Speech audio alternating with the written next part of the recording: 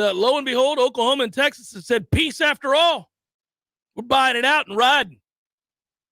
Agreed in principle to pay the Big 12 a total of $100 million in order to join the SEC in 2024, a year earlier than they had originally intended. Could we get a similar deal at $100 million? Because if so, pay that now and let's ride. Let's go. It would take seconds for us to pay $100 million. I'm not even kidding. Buddy, I am here to tell you that the light is now officially at the end of the tunnel. You can see it. You can see it. You had brought it up earlier this week that we don't know what the figure is to leave the ACC. We don't. You now have a precedent of some kind to set a figure on.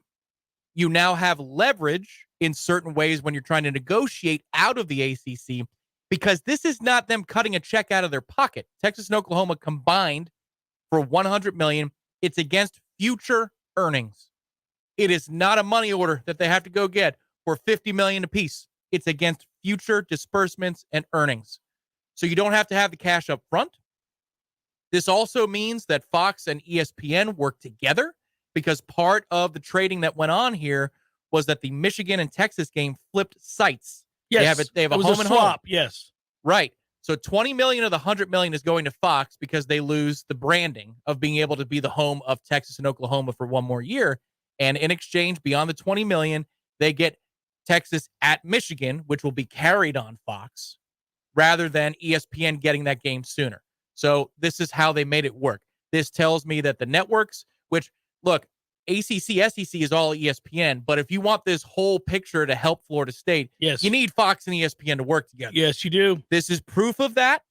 And now you have a price tag on what it would cost for 1 year at $50 million. Now you know what it costs, and the leverage is in the place of the university. So now the ACC's got to make us happy sooner than later. Buddy, we're going to make it.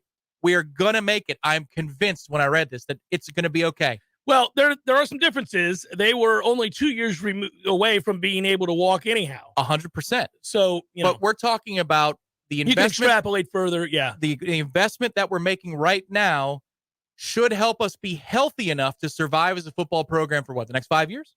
Like, the money we're putting up now says we're healthy for another 5 years or so before the pinch really is felt. I'm telling you, this starts the countdown clock. Within that period of time, I fully expect either the relationship with the ACC to fundamentally change, where there is uneven it has payouts. To have already happened. I agree with you. Yeah, it already's happened. It's always been a joke. Well, but we're moving in a direction now. Yes, you're right. This might have accelerated it, Tom. I hope you're right about that. The one thing is, I would argue the ACC is already feeling the pinch of the disparity of money. If you look at college baseball as a good example, we've been talking a lot about college baseball. The SEC, they play at the Taj Mahal every week. I mean, every time I look at an SEC stadium, I think about the sorry ACC stadiums and go, damn it, man. And I look at the preseason top 25 and go, damn it, man. All that money, it's excess. They continue. We saw the numbers yesterday, what the SEC schools made. And damn it, man. And the best thing that can happen for us as well is that North Carolina is no longer dominant at basketball, which I know that they just made a run, but they're seeing the signs. And they should have won. They were in the finals. They lost to Kansas, and they had a big lead. But what I'm saying is that they can't expect that anymore. The SEC star is on the rise in college basketball, and it's not stopping anytime soon. So what was near and dear to Tobacco Road is going away, and they can't deny it anymore. That relative conference, we're 7th right now. We're 7th in terms of relative conference strength. That's a third-party metric, not my own. Basketball's been waning. Basketball has been waning, and that was their baby, and it doesn't drive the bus, and we know that, and they know that. But, yeah. So what's keeping you here if you're North Carolina? You just need more votes. No, Granite Rights is keeping you here, just like it's keeping everybody else here. They can't do enough to keep us around to 2036. They can't do it.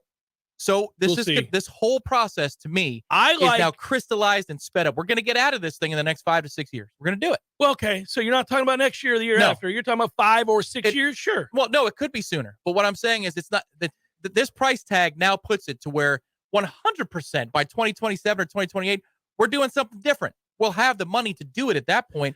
The question is, does everybody want to work together to do it sooner? Yes, and what you wanted and what I have wanted is I want the continued growth and the whose is bigger argument to continue between the Big Ten and the SEC. every day that goes by when they're trying to one-up each other or there's a maneuver made to that end is a good day for Florida State and Clemson. Anybody else who wants to get the hell out of this conference. But then the who's is bigger argument is also really ESPN and Fox. Yes. And it's just been proven that they can work together to move one entity out of a conference and into another. When it comes to money and people making lots of it, they tend to find a way to work together. Which is a great sign for us. Yeah, and we do need them to continue down that path. They're going to have to, because we think that the ACC schools are not just going to all go to the SEC, the ones that they want. They're going to move around, some to the Big Ten, some to the SEC. Yeah, you need the you need that duality. Correct. Because otherwise, Scott mentions it here, by the way, and I tend to agree with him on this. ESPN doesn't have an incentive right now because the ACC is an asset to them. And they don't want to, for lack of a better term, break up that asset. Well, I mean, it would be an asset to them if they don't have to pay out a contract to the ACC and all of its member institutions if you cut bait with a few of them. And then whatever your settlement is for those institutions, then you graduate a few to the SEC, and then a couple go over to Fox. Maybe you get something back in return. I mean, I think at the level that we're talking about, I don't think the ESPN wants to pay the amount that they have to pay to the ACC for the next, 13 years. If they can move some of those assets to a higher place, and then cut a settlement check to some of the schools that are disbanded and they don't get to play big boy football. Let's hope that is sooner rather than later. I thought in the interim that at the present time, it makes them money. The ACC network makes them money.